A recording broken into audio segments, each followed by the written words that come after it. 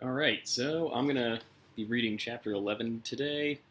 It's going to be a quick episode just because I am wiped out. It is really, really hot here and kind of wearing me down quick. But anyway, if anybody's in the New England or Maine area and wants to go to Norway Brewing Company in Norway, Maine between 2 and 5 p.m.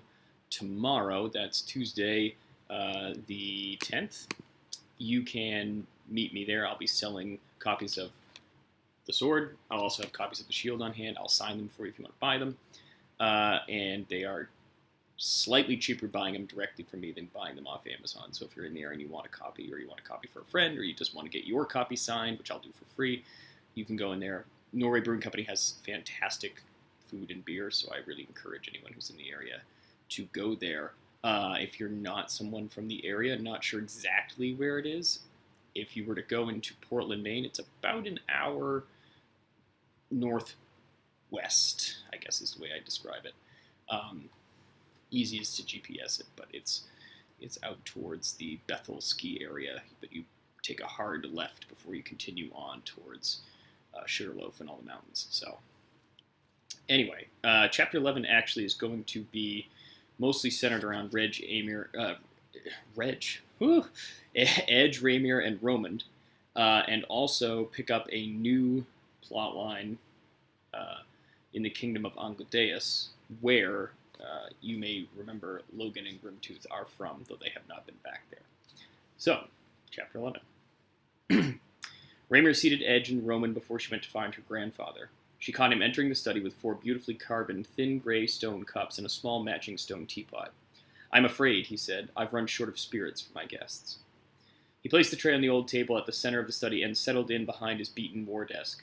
Raymir poured the thick, aromatic tea made from the moss and lichen of her homeland for all, and they sat in silence for some time. Finally, she turned to her grandfather and asked, "What happened to Renatus and Anhagar?"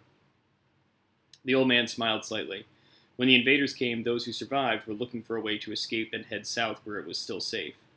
I was too old to lead such an excursion, and I was praying you or one of my grandchildren might be alive somehow. I heard the rumors from Nepal City, but I could not believe them. Renatus and Anhagar went south in my stead. As loyal housecarls, they were more than reluctant to leave me, but my house arrest had turned them into little more than personal servants. They've been trained as warriors just like every other person in the north. They deserved the chance to fight back, even if it was not by my side." "Where did you send them?" Raymir asked. Algathor paused and thought. "There are few safe places left in the world that would take in refugees from our home. They talked of making for the Whitewood, where Fernal Hethagar's surviving family have rallied much of the resistance. But I told them to seek out the Order of the Blade, or the Eagle Knights. I even suggested they go to the Foresters if they could find them.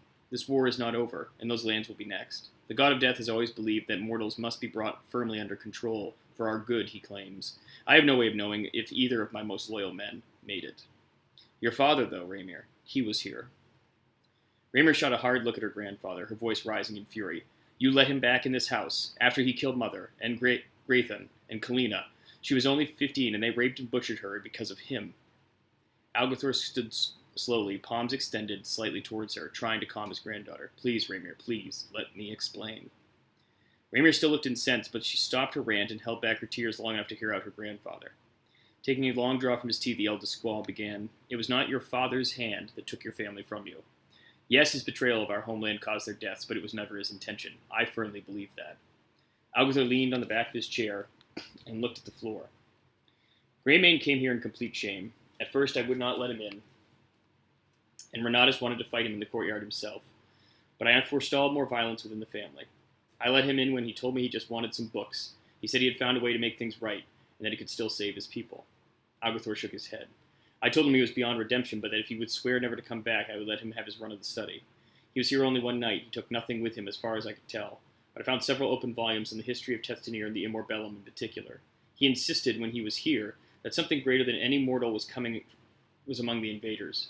Then Arath would return to our plains someday soon. It was, of course, impossible, and I think perhaps he had went mad with grief."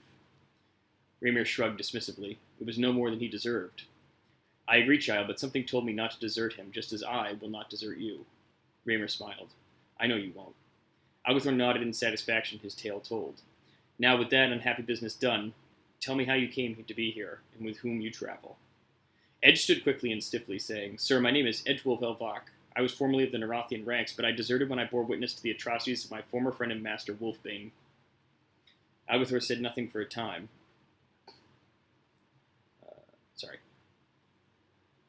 Said nothing for a time, but studied the young man before him. Finally, he spoke. "You were with him when he sacked my house, yet now you fight against him. I've never agreed with turncoats." He turned to his granddaughter. "You trust this man?" Raymer looked very seriously at her grandfather. "I love him." The old man did not appear surprised.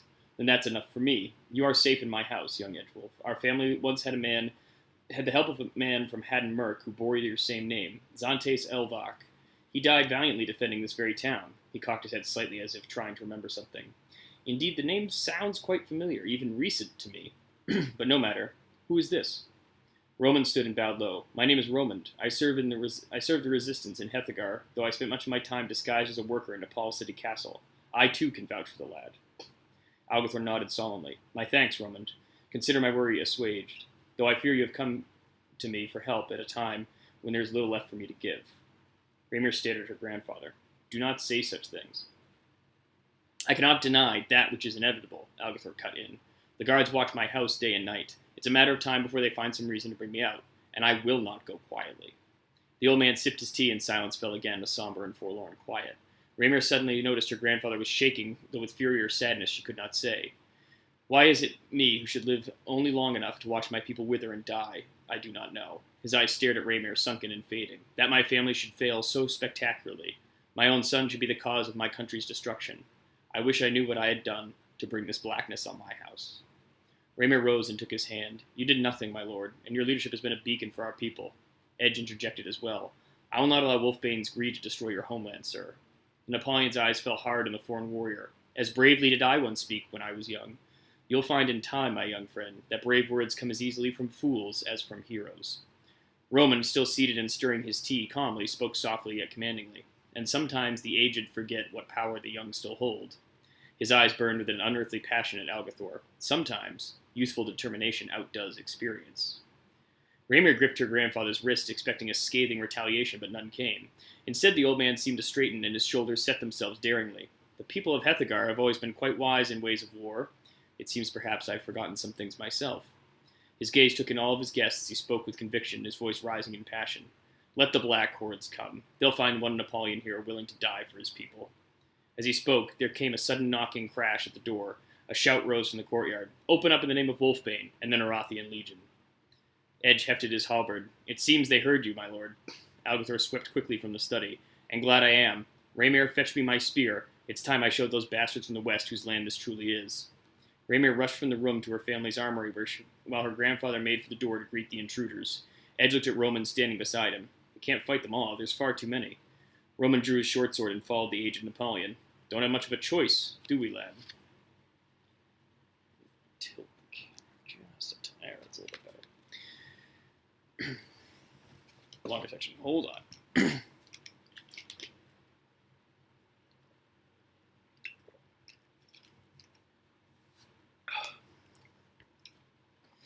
Alright. Far to the east, some say beyond the land where the sun first rises, sit the great peaks called the Pillars of Light. Huge monoliths of sheer stone, they rise far into the clouds, surpassing the most imposing mountains of the gods' bones by great heights. Riding between the pillars brings travelers to the sheltered Cloud Peak Basin, home of the most noble nation in Lagotia, the Kingdom of Angladeus. Famed for their prowess in battle, their great sacrifice to people in need, and the never-ending war with any force of evil and suffering, these brave servants of good live for the god of honor, Paladinus.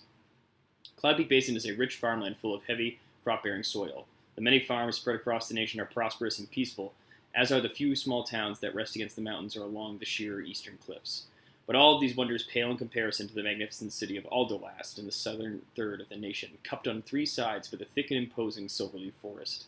The city is divided into 8 equal districts, each falling under the jurisdiction of a powerful High Lord, one of the oldest families in the nation, who claim to be able to trace their roots back to the first founders of Angladeus.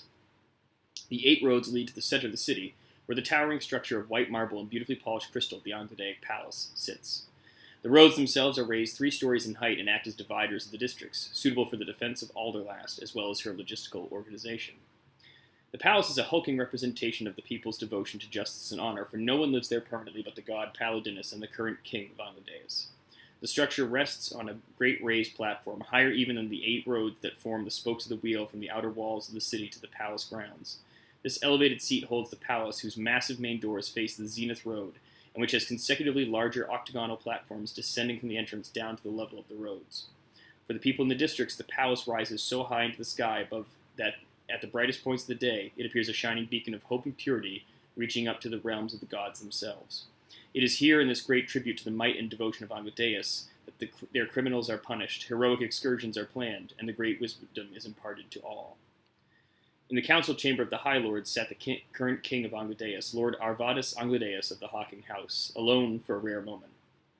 He was an imposing figure in his burnished bronze-tinted armor, bright as the sun, exquisitely carved and sculpted in flowing patterns of silver amid the bright russet of his plate.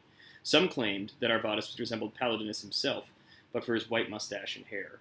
He rested one careworn gauntlet on the armrest of his heavy padded wooden chair, its back stitched in the Hawking House colors of bronze and white, with a great hawk taking flight. He was pensively drumming his fingers with one hand, while in the other was clutched a grimy, blood-stained report. It was one he had read over and over, as though it would change what it said in the repetition of the reading. The council chamber was simple, holding a large round table at which Arvadus sat. The other 7 chairs for the powerful High Lords of Angledeus loomed empty before its glossy finish. Those same 8 High Lords, said to be able to trace their lines back to the founders of the nation, were absent by Arvadus' own orders. Each of their families was responsible for a different aspect of the Angledaic society. Clodic the priests, Boemer the army, Halavar the paladins, Vendile the commerce and trade, Erindian records and histories, Zarinth agriculture, Galdan construction and maintenance, and finally Hawking, who kept watch over the law of the nation known as the Angledaic Code. Despite Arvadus' insistence on time to think in solitude, the seats would soon be filled. Once word of the massacre in the north got out, all the High Lords would have to be consulted, whether he liked it or not. The heavy iron-trimmed doors opened, and a single wiry figure heaved them aside with great effort. Arvadus grimaced in distaste. He did not trust the man coming, head bowed subserviently towards him. Where Arvadus was a noble, scarred, and fit elder man, this one was of age indeterminable, unkempt, and conniving. Arvadus wished dearly he could send him from the kingdom, but he had uncovered no crime committed, nor any grounds to bar him from the city or the palace. The newcomer knew this, and more about the king's thoughts than on himself. He was a messenger and merchant of information. He'd won his living off knowing as much as he could and selling it to the highest bidder. It had been so for years. Despite his appearance, which was such that he fell into the strange place where age was impossible to ascertain, Arvadus suspected he'd been at this particular craft for a long time. The man's name was Freyan, a former broken seer, or fortune-teller, turned spy, and possibly worse. He had lashed himself onto one of the Angledaic High Lords, the power-mad Carcyrus Vendile of Vendile House. How he'd come to Angledeus, none seemed to know. He acted as Vendile's advisor, though he really helped play the role of usurper, aiding Carcyrus's plans to remove the current king and take his place. Such a victory would place Freyan firmly at the top of Angledaic society and make his authority, through Vendile, very great indeed. Arvadus watched his slow approach, pale and sinister in his colorless robes. He knew what Freyan wanted, perhaps not in the particular moment, but in every waking hour of his existence, to rule. But for now, this old man barred his way. It was not as simple as murdering the current king with poison while he slept or staging a hunting accident. Freyan had contemplated such actions and proposed them in passing, but Carcyrus had been clear about the ways one might become king in Angledeus. Murders or accidents were treated as one and the same, and they were certain to be heavily investigated, running risks despite Freyan's calm assertion that he could evade all detection. Their game had therefore become to discredit and demean Arvadus. Freyan had sold Vendile on slowly developing a vision of the king as weak and inept. The plan had, by happy coincidence, coincided with the emergence of a dark fortress between the Pillars of Light, trapping the fabled Angledaics within their own lands. It had begun to spiral downward for Arvadus, as every attempt to negotiate or expel these invaders had failed, and after each failing, Freyan had been there to highlight the king's shortcomings in the matter. Freyan was well practiced in these tactics, but had found Arvadus and his family difficult to hook on his lures, for despite his success so far, Arvadus remained stubbornly entrenched on the throne. Bowing as he reached the old man, Freyan began his inquiries. "His Majesty feels well today, I hope." Arvadus glanced coldly at him. "Indeed." There was no illusion between either. Both knew the other to be their hated foe, and returned that hate tenfold. Freyan adjusted his long grayish robes, hoping he looked as stately as he intended. His black hair was parted down the middle and flowed to his shoulders, held in place by a thin gold coronet bearing House Vendile's insignia, a black bat gripping a coin on its crown. The man wore his entire appearance with great ease, but seemed put off by the circlet around his head, as though its weight made him feel uncomfortable. Still feigning deference, Freyne smiled slightly. He did not regret the challenge of this man, for he had met and defeated many in his time. He considered himself a shrewd master of manipulation, and the king a worthy adversary. Soon Freyne would make the decisive move in this little chess game, and the king would fall. First he had to maneuver his victim, make him vulnerable so that he'd blunder most opportunely. Circumstances had conspired in ways that suited his plans. Sidling up to the king, Freyne twirled a gold leaf goblet taken from the table beside Arvadis' seat. He said, as offhandedly as he could, "Word has reached Lord Vendile of news in the north. Perhaps there was some good fortune at the pass." Arvadis eyed the detestable man sideways and responded as curtly as politeness allowed. "Had the news been good, I would have sent word to the people long ago." "Then things have not progressed well." Arvadis glared at the advisor. "Call the council if you want, Freyne, and you shall hear all you wish to know." Freyne bowed only slightly. "As his majesty wills." The snake-like man departed slowly from the council chamber, but Arvadis was not left alone for long. Moments after the great doors closed, another figure entered, opening them far more easily than Freyne had. He was a big man, young and strong. Clearly an Angudaic lord, he dressed unusually in light mail that covered his chest and groin, leaving his arms and legs exposed. Forsaking the favored heavy-plated armor of his ilk, he dressed in mail of elven craftsmanship, light and designed for mobility. His long brown hair hung well past his shoulders, and he carried a simple steel helm beneath one arm. Bowing low before the king, he spoke fervently. "May the goddess of life bless you on this day, my king." Foregoing all formalities, Arvadis stood and rushed forward to hold the young lord close. "Varasho, my eldest, I did fear for you when you did not bring me the report personally." Varasho grasped his father in return. Ever stern and serious was the young lord, but beneath his calm exterior emotions raged, love for his father, and fear for him as well. "I saw Freyne coming out. Has he been harassing you again?" Arvadis waved the inquiry away as he poured them both a small amount of wine. "A fly among wasps, that one. He need not concern you." Varasho sipped the wine his father handed him and eyed the king seriously. "A fly on the wall can learn more than a wasp in its nest." Arvadis smiled and placed a hand on his son's shoulder. "You are indeed a wise one. It must have come from your mother." Arvadis settled back into his chair, gesturing for his son to join him. "Tell me what transpired in the gap." Varasho pulled up his own seat from the wall, foregoing the chairs of the High Lords as protocol demanded. "We went north with the full complement of 200 paladins, per your request, and found the great fortress between the rocks. It's a massive place, a tribute to the evil of its making. Somehow the builder fused it into the pillars. There's no way in but through the black walls of the fortress." Varasho paused, his face growing dark as he spoke. "There were men on guard, maybe 100 or more at best. With that few, we thought perhaps a force of 60 or more paladins could break through, with the rest to support them when the breach in the gate was made through the paladiness' blessed wrath. We never even got to the wall. A black-clad mage strode atop the ramparts as our force rode closer. He dropped fire and lightning on us like rain. We lost 80 men, the 60 I sent forward, and a score more trying to save them. There were a few wounded, perhaps 10 or less. Those struck often did not survive long. I wanted to march in with the infantry, lead some of our force to where we could reach them with the archers. Captain Gildanes refused to allow me, and instead led them himself. I fear he did not live through the attempt."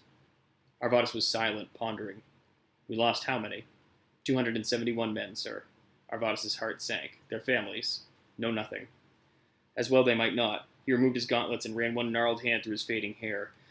"We must let the people know what we face. Father," Varasho stood very close and leaned in, "Freyne and Vendile mean to use this against you, to put the fortress forward as a sign of your weakness. They will try to take the kingdom from you." Arvadis looked at him in defiant fury. "The people, my people, they trust us still. They are not going to allow that snake to take command." Varasho nodded in agreement. "Yes, father, but the High Lords are greedy and will take money over happiness. Vendile could find much support if we don't solve this problem soon." Arvadis stood pacing the floor in perplexity. "If only your brother were here, we could rally the people behind us, we three, and scare the others into submission." Varasho adjusted his mail. "We can still try it, you and I." Arvadis paused in consideration, then shook his head slowly. "I no longer possess enough allies to sway the council, only enough to keep it at bay. Tell me, of the 7 High Lords, who sides with us?" "Vendile and Hawking are polar opposites, of course, leaving only 6 to choose their side. Houses Gul'dan and Zarenth remain neutral and sidelined with fear of retribution and picking the wrong horse in a dangerous race. Arindian is firmly with us, as is Calavar. Runadan would not forsake our family, with or without support from others. Yet Vendile's persuaded Hladik and Bwemmer that wealth and dominion will come to them with him on the throne." Arvadis grunted as both Hladik and Bwemmer's names were mentioned. "Zarenth and Gul'dan are led by children. We can't blame their advisors and guards for telling them to stay on the sidelines. Vendile may even have threatened them or their families. The division is a difficult one. Hladik has the priests, and Bwemmer the army. We could not be more ill-supplied for a fight." He eyed his son sadly. "I'm afraid we're being handed a war we can't win." Varashu paused and sipped his wine once more. He looked about the high-ceilinged council chamber, at the room that stood for truth and justice and all the things he believed in so strongly. He longed to tell his father how much he loved him, how he would do anything for him, but he was not the emotional family member. Varashu was the brain and the rational, logical one, while his brother Logan was the heart and the fire. They had grown up together, Varashu training the younger brother, but only when his father could be pulled away from him. The two had been inseparable as Logan and Grimtooth now were. Like his father, Varashu approved of his brother's companion, despite some of the High Lord's collective distaste for him. But he also knew things about Logan his father did not, a secret so dark it would spell exile or worse were it known to the wrong people in Anglo-Deus. Even with all his jealousy at Logan's ability to express his emotions and his anger at his brother for stealing the attention of their father, Varashu would never divulge his brother's sins. Though in truth, he could not say why, perhaps because of the lingering fear of his own darkest desires. Arvadas noted his son's black countenance and forced a smile he did not feel for his benefit. "I'm sorry, my son. I've pressed the gloom of an old man upon you. Do not despair, Varashu. Paladinus is with us." Varashu swallowed the last of his wine, intoning the appropriate, trained response, as he has always been. The High Lord Carcyrus Vendile lounged in an overstuffed cushion of his bedroom chair. He was a sturdy, well-groomed, and handsome man, very tall and imposing when standing, and not as aged as Arvadas. Carcyrus was also a man with far fewer ethical scruples. Vendile's house was famous for their covert strikes amid the High Lords, undermining others' efforts for personal gain and status. Murder and suicide could become one and the same in the hands of House Vendile, for suicide was simply a murder that no one could quite prove a party was responsible for. There was great advantage in the commoners not knowing anything of the High Lord House intrigue, and had they seen the dark underworld of Anglo-Deus, they might grow daring enough to rise up and strike the High Lords they had for centuries followed unquestioningly. House Vendile certainly conducted its business with far less honor than the nobler houses like Hawking and Arindian. Carcyrus was proud of telling his followers he was the most ruthless lord in a long line of infamously ruthless Vendile leaders. As he sat in his lavish bedchamber, in a home only slightly smaller than the royal palace itself, he stroked his chestnut-brown trimmed goatee and allowed himself a small smile. When he was king, he would take over the palace, add several additions for his personal use, and reopen the torture chambers below the dungeons that his ancestor of over 400 years, Malvor Vendile, had built. Malvor had been the last Vendile to hold the position of king, a position that he had been forcibly removed from. And naturally, a Hawking had stolen it from him. Now, ever since that disastrous fall, the kingship had belonged to that despicable house, with their patronizingly weak ways among the common folk and their idiotic penchant for peaceful negotiation and cooperation with weaker nations that the Anglo-Daix should rule. Vendile liked this new commanding invader. Wolfbane, he was rumored to be called, and true to his name, he ruled with steel and flame, the way it should be. Anglo-Deus had always been a nation that restrained herself, despite the military superiority of her forces and the power of their faith. What use was there in being the most honorable of nations if you could not use the weapons your loyalty to Paladinus had earned you? When Carcyrus Vendile was king, he would ally himself with this newly risen warlord, and find a clever way to take his place. Vendile's pleasant thoughts were interrupted when a contrite young serving man entered his room, averting his eyes from the insanity burning in his master's. "The advisor Freyan is here, my lord." Vendile waved his hand indifferently. "Send him in, then." Freyan strode in without being told by the servant, who was happy to leave. He poured himself a glass of brandy and swirled it slowly, waiting for Vendile to speak. The High Lord had little patience. "Well, report, you sniveling cur. Tell me what happened at the pass." Freyan sipped his brandy and waited a few more moments before settling into a smaller chair than Vendile's. Fiddling with his robes until satisfied with their placement, he spoke to the fuming High Lord. "Captain Gildanes is dead. Over 80 paladins reportedly fell before even reaching the alleged fortress. It was thought that Varashu Hawking died as well, but it seems he was held back from the charge by Gildanes and has just returned today." Vendile sighed in disappointment but could not help looking pleased. "So it was an utter failure, then. The great Arvadas has blundered. I presume he shall call a council meeting?" "I did mention it to him, sire." Vendile smiled that sly grin of his again. "Excellent work, Freyan. Truly marvelous. Now we can begin to corner him, pull the other High Lords to our side. Once they are firmly behind us, we can arrange a little mishap for our friend Arvadas." Freyan raised one manicured hand. "Might I suggest, my lord, that Arvadas be left alive?" Vendile rapidly became a raging beast. "What? Leave him alive? Around to challenge me? I don't want him breathing. I want the crown, and I want it all, and I want to kill him myself." Freyan put up both hands to mollify his master. "But sire, if he lives and is dishonored, say by evidence you yourself uncover." Vendile stopped flailing about and turned to his advisor. Slowly a terrible smile covered his face and he began to laugh. He couldn't stop, he howled. When he finally recovered, he brought his face close to Freyan's, forcing the seated man to stare unperturbed into his maddened eyes. Yes, that is it. We'll dishonor him, but imprison him. He'll watch his house fall, and all the things he stands for crumble. Then when he is safely in the dungeons, his execution can be carried out quietly. No one will ever know it occurred." The insane Highlord stood triumphantly and rubbed his hands together, his right hand drifting to his breast to stroke the odd metal pendant hanging from a thin chain. It was a finely made piece with 3 heavy dark stones set into steel at equal intervals around the plain round setting. Frey noted his master's obsessive rubbing of the bauble and smiled to himself. I see you still admire the gift I brought you from the Dust Plains. Vendau looked up sharply, then down at the pendant and said, Yes, it seems I do not feel whole without it near me. I'm glad it pleases you, my lord. I only wish to serve. Of course, Vendau regained his composure and sat back in his chair. You'll be well rewarded for your loyalty, Frey. Well rewarded indeed. The former seer sipped his drink. My lord is most kind. Far to the south, along the road from Delmore to the east, to the Fortress of Aves to the west, the traveling adventurers had paused perhaps a day or more outside the township of Delmore. It was late, and they huddled around the campfire as the first truly cold fall evening fell on southern Lagotia. Diaga had long since retired, claiming the trials of the earlier days had stolen his second wind. The young mage had been very withdrawn since they left the village, paying only absent-minded attention even to Neep.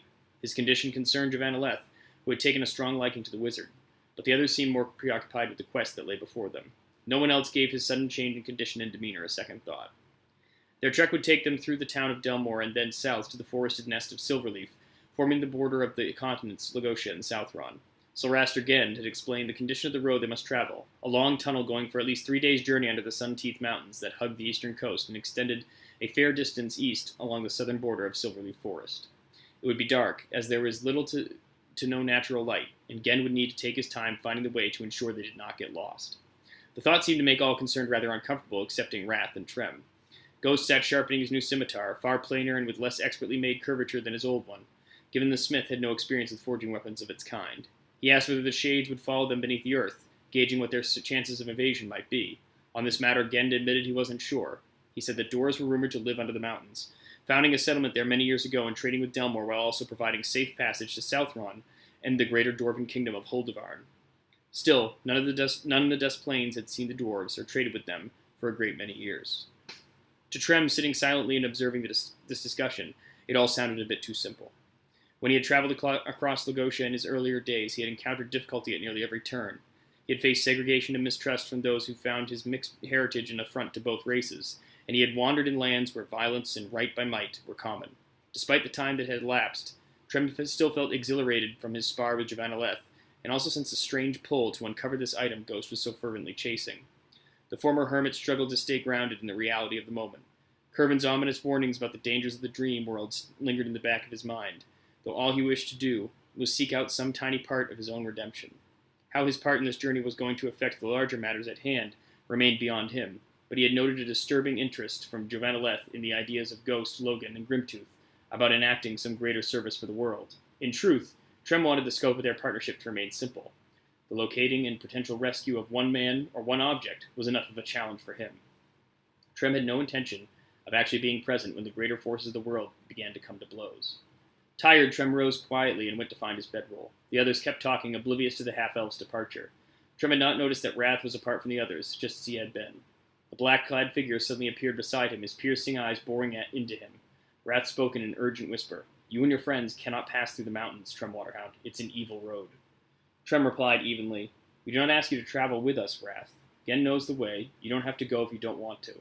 He tried to brush the man aside, but he grabbed Trem's collar and held him fast. There are those among you who can't be trusted.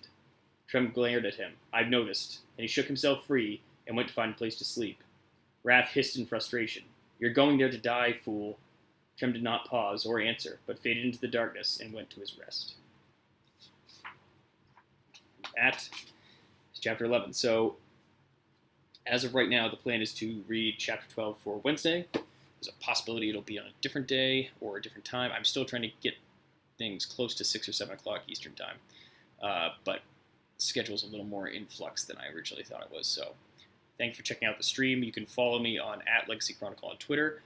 Please subscribe to the channel if you want to catch the rest of the readings. I'm going to put up additional chapters that are not yet on the YouTube page soon. And so if you miss any of the video on demands in Twitch, you can always pick it up there. Have a enjoyable rest of your week. Try to stay cool if you're in a hot place like I am. And thanks again.